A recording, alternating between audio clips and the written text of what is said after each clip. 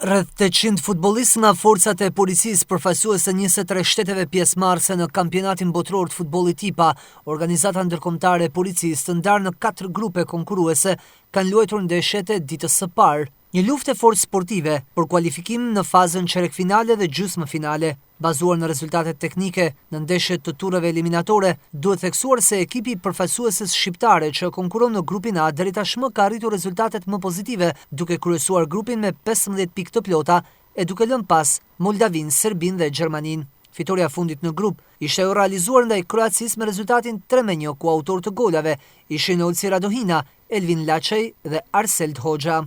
Ne u mundum i shfrytëzuam të gjithë çfarë kishim dhe arritëm ta fitojmë me sukses këtë ndeshje.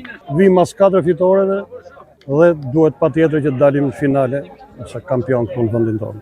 Është hera e parë që zhvillohet ky kampionat dhe kemi shpresë të madhe që të jemi kampion të policive botërore. Është një kënaqësi e veçantë që kampionati parë botror, si çdo gjë e parë në botë, zhvillohet në Shkodër dhe si shikoni vetë entuziazmi që jashtëzakonshëm 800 pjesëmarrës nga 24 shtete dhe kjo është një gjë jashtëzakonisht e madhe për Shqipërinë dhe për Shkodrën. Shpresoj që Shqipëria do të jetë kampione e mikpritjes, shpresoj që Shqipëria do të jetë kampione e asaj që quhet organizim ekselent i turneut të parë të futbollit IPA.